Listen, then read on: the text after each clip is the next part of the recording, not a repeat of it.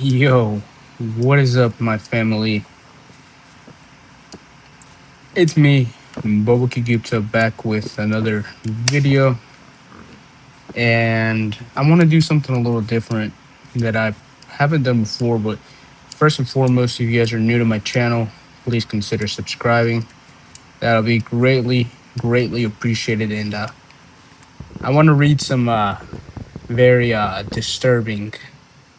disturbing Reddit stories here for you guys, and I feel like that's kind of some things that I really like listening to. So, you know, we can play some Minecraft while we do that. And I'm actually doing this like live. Like, I'm not re-recording the audio, so I talk to you guys and then I just show gameplay, which I feel like that's what some people do, but I don't really feel like doing that. I would much rather, show you guys some of my live reactions while playing, like some little bits of Minecraft, but then also, getting into what I think, my personal opinion and stuff. And, it's my first time reading them too. So, you'll see my first reaction of what I think about, you know, the things that we're going to be reading about. So, the first one that catches my eye is let's see. First, let's craft this. Someone in a spotless white gown inside an abandoned mountain house. So I'm gonna say that one more time, just because I feel like I kind of stuttered with my words a little bit. Sorry, I apologize about that. I'm not very good at talking. Uh, okay, like this. Someone in a spotless white gown inside an abandoned mountain house. Oh, pretty interesting title, huh? Okay, let's get into this. So the story starts off. This is by okay. First of all, the subreddit is r/let's not meet, and the author of this is 5young6. So let's just read this. All right. It says, my friend and I were hiking up a very isolated, unpopular mountain in northern Spain when we came across a completely ruined abandoned house. The windows were smashed, the doors were wide open, and the ground was covered in broken glass. Suddenly, we both spotted someone inside. It was a short, dark-skinned person wearing what looked like a perfectly clean, spotless white hospital gown. As soon as the person noticed us looking, they instantly hid in the shadows of the house. We didn't dare go inside, but we managed to find an old Google Maps screenshot of the house from 10 years ago, when it still had windows and blue shutters. Now it's just a creepy broken shell in the middle of nowhere. We're all still shaking about who or what that was and what would have happened if we had walked in. So, I feel like that's a very calm one to start, not too long, and very interesting because, they're going out trying to, I guess, I don't know. They said that they're just hiking by themselves. First of all, why would you and your friend, just you and your friend, be hiking alone in an unpopular mountain? I feel like that's you're kind of asking to get jumped a little. Northern Spain, by the way. Okay, so yeah, this is very it's kind of creepy though, right? I mean, to think that they saw this abandoned building and they just saw some random person uh, in the middle of an abandoned place. Let's move on. Let's try to find something else. Let's see. I was about to be kidnapped when I was a kid. Okay, this one seems a lot more interesting than the last one. No offense. Okay, let's start off. When I was younger, my family would spend the weekend in my grandparents' house, which was in a small village on a hill. The village was small and everyone knew each other, so it was a safe place for kids to play until late at night. One night I was in the village and my cousins were there playing with fireworks and such. Since I wanted to fit in, I got I got to my mom and asked her for money so I could buy some fireworks from the grocery store. She didn't know what I was going, what? She didn't know what I was going the money for. Okay, the creator misspelled. Oh, I forgot to say the name. Sorry. The creator is General Pomelo 1923. General underscore Pomelo 1923. Um, let's just read off from where we were. I wanted to fit in. I got to my mom and asked her for money so I could buy some fireworks from the grocery store. She didn't know what I was going to use the money for, so she gave me. Okay, it seems like it's about to get nighttime, so I'm just going to dig down. I feel like that's the best bet, huh? So dig down and we'll stop playing for a little bit and we can read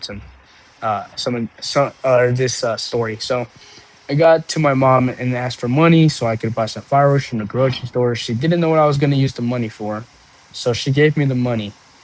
I asked my cousin where they bought the fireworks since there were two grocery stores in the village. One who I like to go since I was inside the village and even the worker there knows me, and another outside the village on a road which I didn't really like to go to since it was outside the village, and they said it's the second grocery store. So that's the unfamiliar one. So I had to go to the one I didn't like at first. Nothing was wrong, and I got to the store. I got to the store and bought what I needed along with candy and left the store. The store was in a building, and the building was near the road outside of the village. So walking back to the village was dark, and no people were there to witness anything. As I was walking, as soon as I left the building and began walking along the road, a guy with a bicycle started moving along me. At first, I didn't think it was weird since I was heading to the village and he was probably heading to the village too, but he kept staring at me with his eyes wide open. I looked at him and noticed that his main focus was staring at me and then keeping an eye on me on where he is heading. Immediately, um, I felt uncomfortable and began going faster. And as I moved faster, he did as well. Then I noticed something. He wasn't just looking at me, he was looking at someone, something.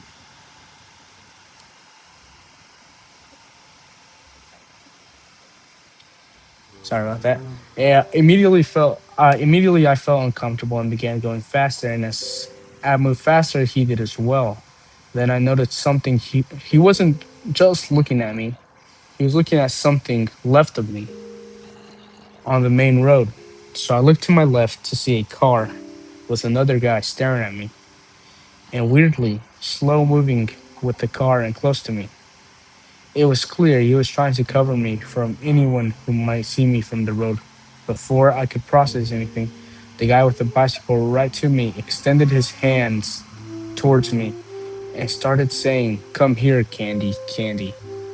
As soon as I heard him say candy, I remember what my mother used to tell me. At the era in Saudi Arabia, kidnapping and missing child cases were notorious.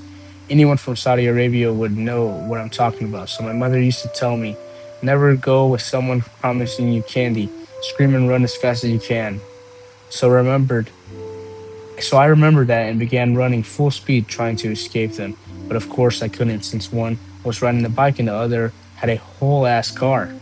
But as I kept running, I saw the guy to my right make a signal to the other one in the car, and then as the other guy picked up at what the other guy was signaling him about, I realized what they were trying to do. Basically, they wanted to do a I don't know what. Basically, they wanted to do a, and then it's just quotation marks and I guess like a symbol. I hope the author says, "I hope you understand what I meant, like a reverse V to try and bring me into a corner." Okay, so they basically just try to trap the author, and basically both of them trapping him. Okay, sorry, I'm getting off sidetracked. And bring me into a corner, so I doubled my speed, and as they did, their reverse I escaped it, and since I was climbing the hill back to the village, they couldn't keep up and stopped. As soon as I entered the village and saw my cousins, I relaxed. And what dumbass kid me do? Reaching out for an adult? Of course not. Calling the police? Nope. I even forgot about it as soon as I saw my cousins. I never told anyone until years later. Okay, I feel like this one was a little harder to read. Uh, I know I'm not like the best reader, but that was kind of harder to read, but very, very scary too, though. Nonetheless, very scary. Dang, that's crazy. That's why, guys, when you're like outside in the wilderness, I'm telling you guys, not just outside in the wilderness, but like outside, like you know, like in the wild where you won't see anyone. Like, don't freaking stay in one place and trust no one. That's another thing. Trust no one, dude. I mean, who trust no one, guys. This world is very cruel, and I'm just giving my personal opinions about the story that the author was talking about. Obviously, it might have not made too much sense, and I really do apologize for that. But let's move on to the next story, shall we? Now that it's nighttime, I can't really do anything right now.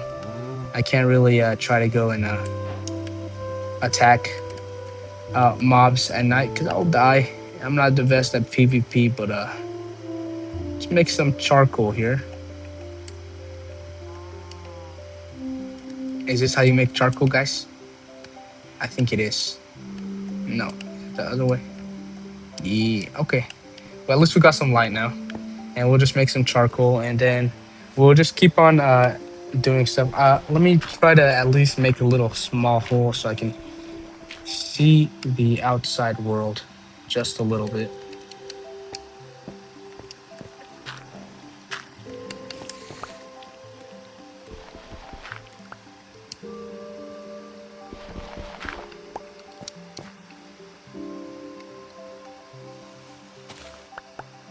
Okay, I can see that it's nighttime. So this is a little cool way of trying to see if it's nighttime. So let's move on to the next story that I want to read.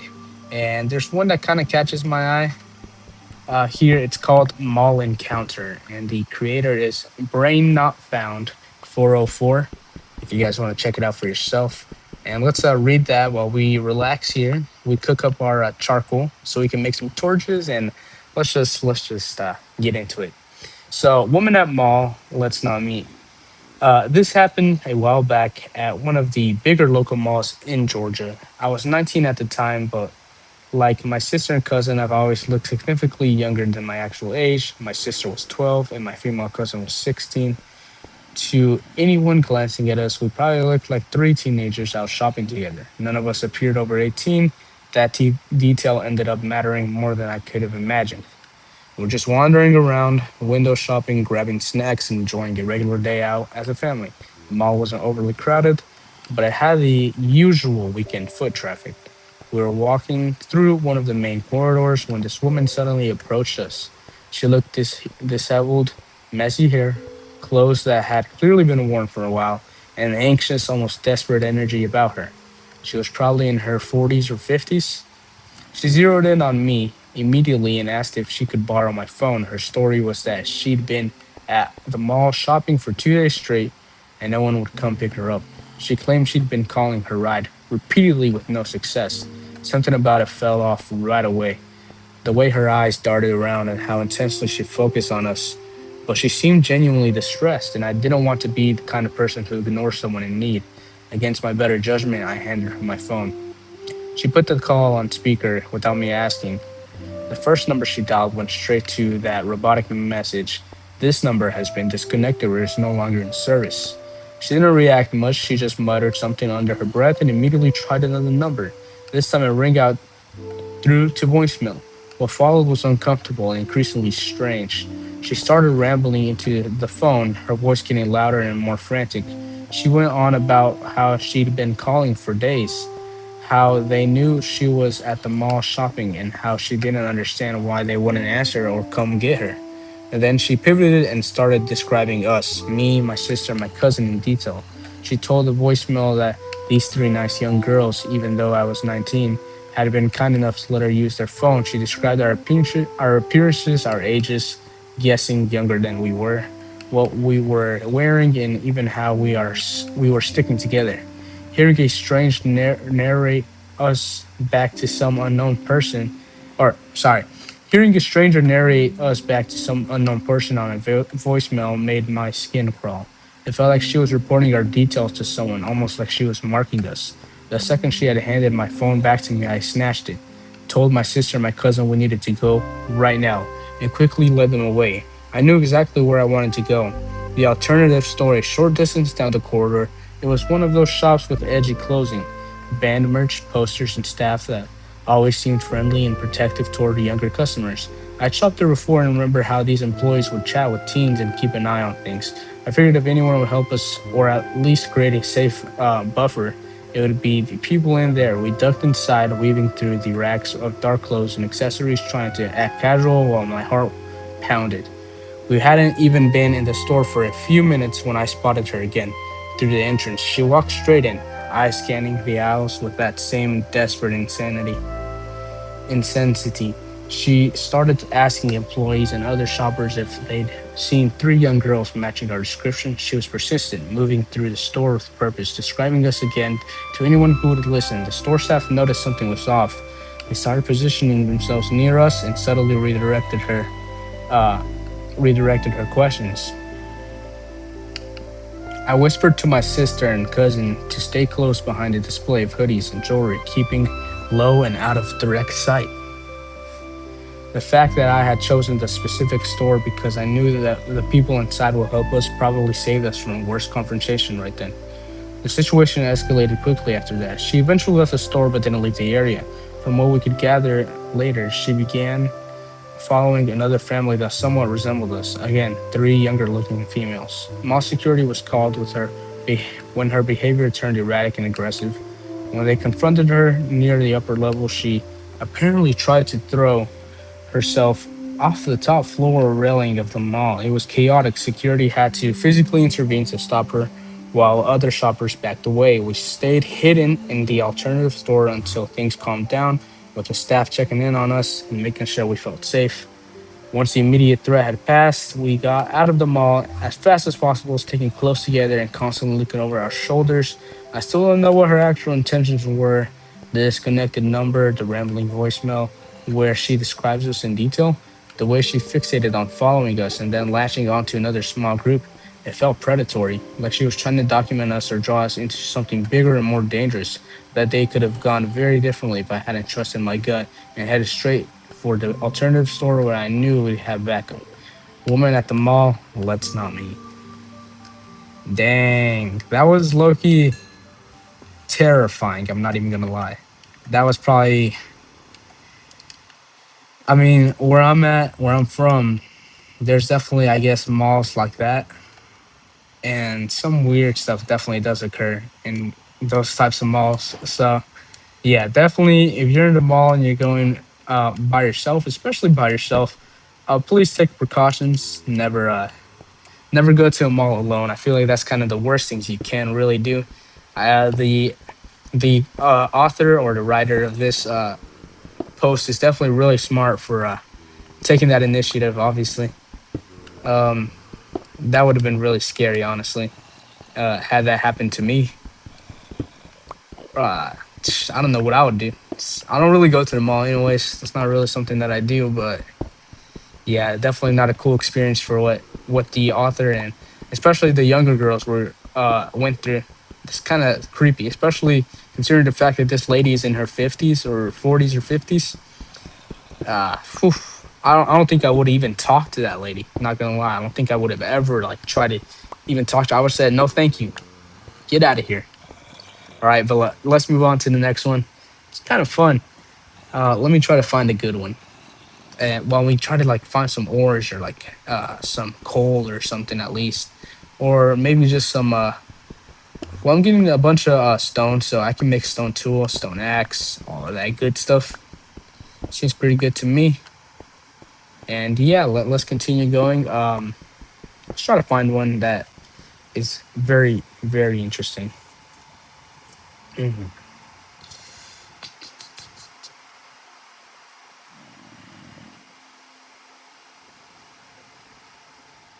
Weird neighbor. Okay, let's read this one. This one seems very interesting.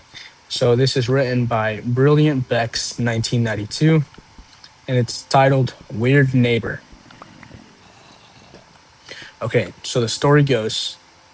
So we have this neighbor. No one knows the story, but he's separated or something from the woman who lives there. He sits in his car watching. Doesn't like me because I've had several issues involving police. I'm not the criminal element, I just attract bad people and don't see it until too late. Yes, I realize that part is on me, and I'm in therapy to deal with why I let people like that in my life. This person watches me. I got blackout curtains for other reasons, but I'm glad anyway. He creeps me out. He's always watching, not just me, but everyone. He's the reason I don't walk at night because he literally sits in his car for hours, just watching. I hope we don't meet. Something is seriously off about him that I can't quite place, but I can't quite place. Okay, something is seriously off about him, but I can't quite place it. But the gift of fear says to go with that and run. Okay, that was kind of short one. But yeah, I agree. Especially if it's your neighbor, that's very, very, very, very concerning. Honestly, if that were me, I would just run away. I would move. Okay, it seems like it's daytime now, so what we're gonna do is we're gonna take our freaking furnace and we're gonna take our crafting table and let's get the frick out of here and let's try to at least find some wool so we can make a bed for next night or maybe like start building a house. I feel like that'd be really very important to do. Hopefully nothing tries to kill me though. And let's okay, let's try to not to get attacked by freaking zombies. Oh crap. Okay, don't worry guys. I'm the best player. No need to fear. I'm never gonna get hurt. We need to go and kill some sheep and find a place to live. That's also important. No, not you, baby sheep. You're not worth killing.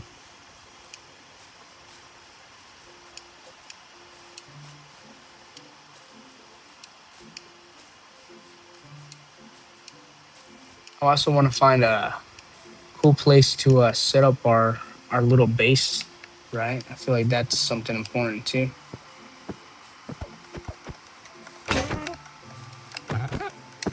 Why does the freaking pig sound like that? Okay, we're gonna have to start making some more tools, and then we'll start getting into some of crap. That was a mistake. I'm gonna start getting into some more stories for you guys. So let's see. Let's put this right here in my toolbar, and let's just start. Let's read something else. Okay, this one definitely caught my eye. Fake homeless man. Okay, let's give that a read, huh? Okay, first of all, let's kill this one sheep. We'll try to find some more on the way. But let's read this. Fake homeless man. Sometime in March 2025, I was delivering a catering order from my job to a doctor's office. Okay, as I was walking in the door uh, to enter the vestibule, that's a word that I don't know. As I was walking in the door to enter the vestibule, an older, kind of rough-looking man opened the second door for me and helped me get through. When I got inside, I kindly told him thank you and I went to go to the front desk. While approaching the desk, the man that opened the door for me tries to grab bags out of my hands, repeatedly saying, I hope they tipped you good. In my job description, I'm supposed to be the only one touching the bags until I've given instructions by the receiving party. When I get to the desk where three women are sitting, I ask them where they want their food set up.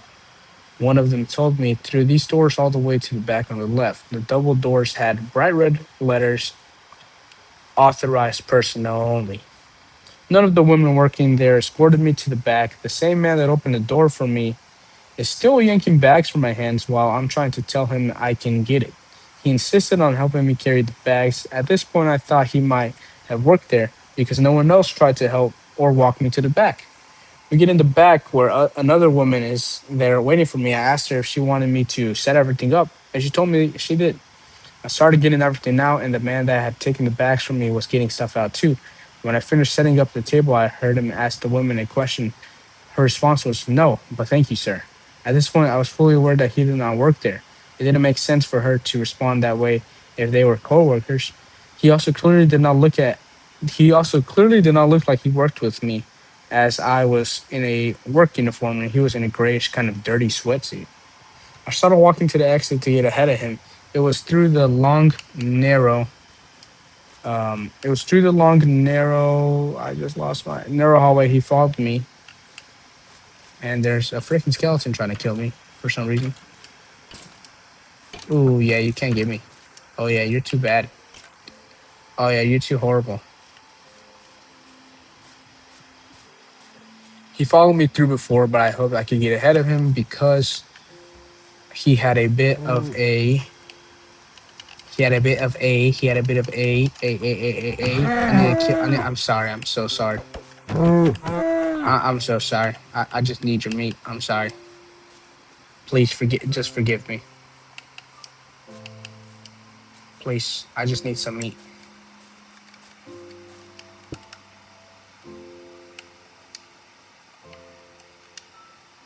I need to put this, cook it, and we'll have some nice, freaking fully cooked beef steak over here.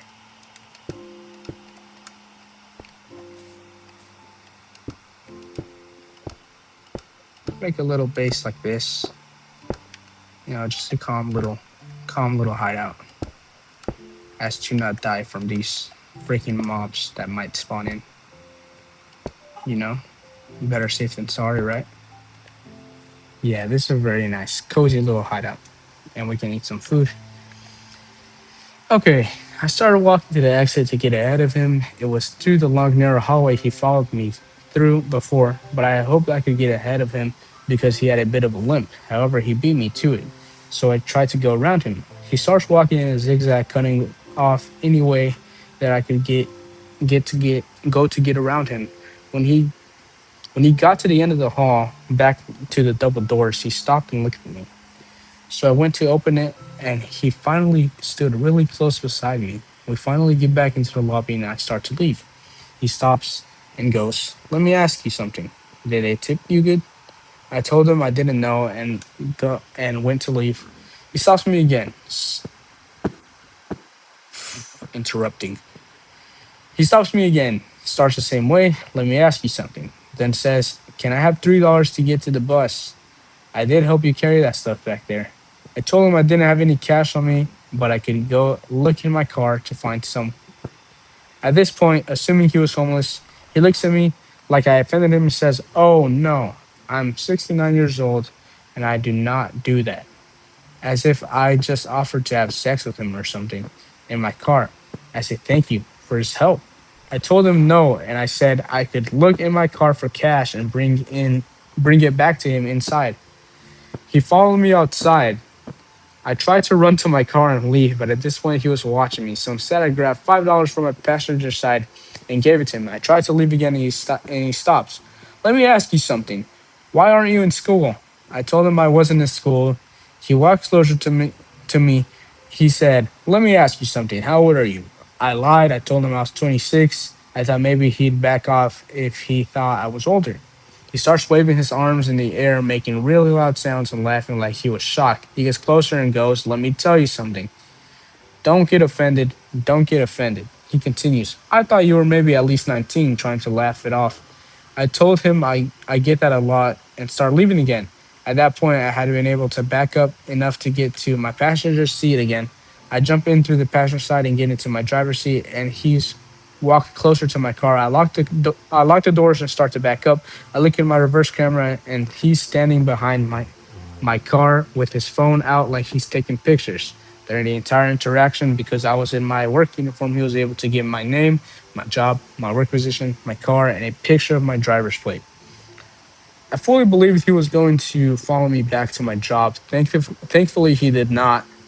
When I got home and told my family what happened, somehow my mom knew someone that just had a similar experience. with a man of the same description.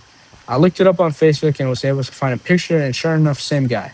A few days later, I ended up making a police report. Turns out he's not homeless, he has a whole job in a house. The cop told me this man's been doing the same thing for 20 something years, only harassing women and scaring them into giving him money. People report him all the time, and nothing ever happens to him. Okay, that one was kind of long, but also really, really freaking terrifying. And it kind of makes no sense. He has a job, but he does this for 20 some years. How is that even possible? How is he making money? That's not first of all, that's not cool. And third of all, that's not cool. Yeah. Okay. Let's move on, and I think we can end the video here since we've been nah. It's only been like what, 20 minutes? Yeah, I can't end the video just yet.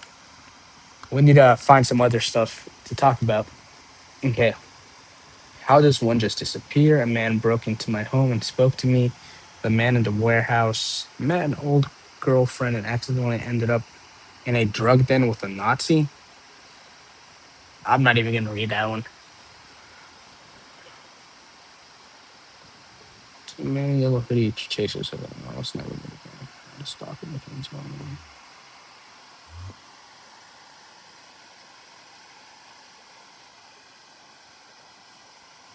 Okay, yeah, this will definitely be the last one.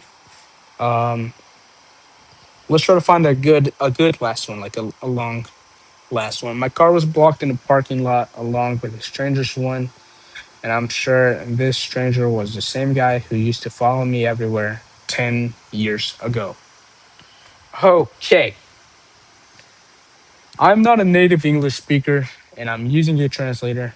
I was coming back from my aunt's house in a small town that has less than 1,000 residents. I needed to go to the supermarket to buy some essentials like water.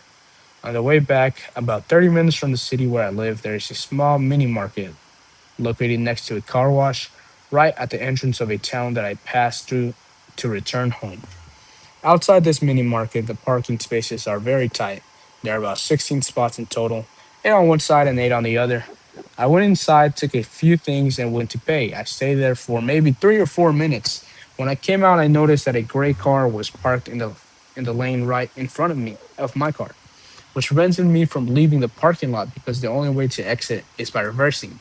My car was not the only one blocked. On my right, there was another car, and its owner was probably still inside the store.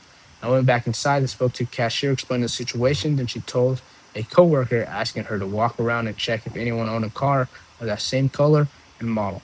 I went back outside and waited for the owner of the car blocking the way to come out. About 3 minutes later, someone behind me said, "Whose car is this?"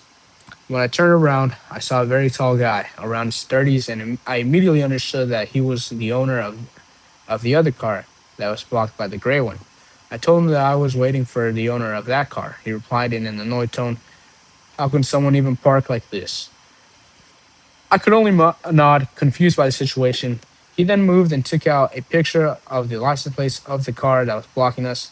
As soon as he finished, he asked me, "Are you from name of the city where I live?" I answered, "Yes," and at that moment I looked directly at his face. I realized that he was the same person who about 10 years ago used to appear everywhere I went. When I was 14, I used to see this exact guy. At the time, he was much thinner and dressed in a strange way. I don't remember exactly how. I used to see him on my school bus, and he would stare at me too often. Even back then, he had visibly facial hair, and I think he was definitely older, maybe around 18. This same person was also on my school bus when I was coming back from school several times a week. I always felt that something about him wasn't right. He would get on my school bus. He would get on school bus lines, dedicated lines mainly used by students from different high schools in the area.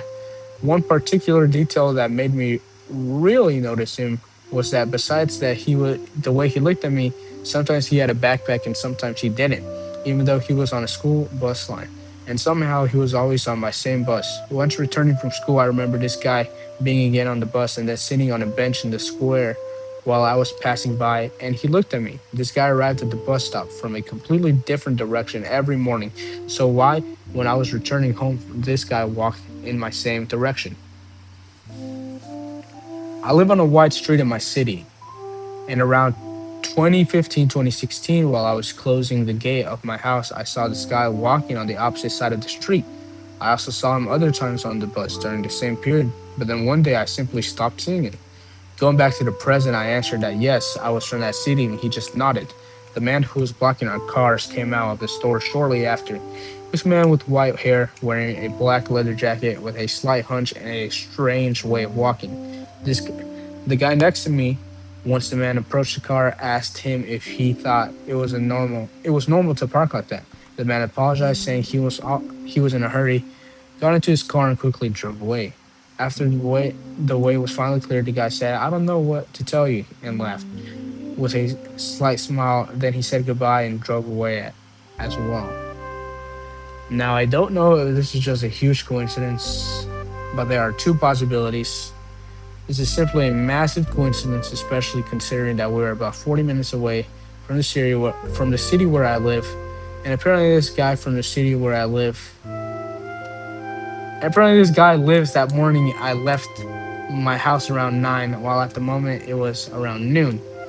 If after more than 10 years, this guy, who I am 100% sure, is the same strange person who used to follow me and stare at me when I was in high school, and somehow still follow me, then it means that he was incredibly lucky that this man parked in a way that blocked both our cars, or that him and the man knew each other, and the whole thing was staged.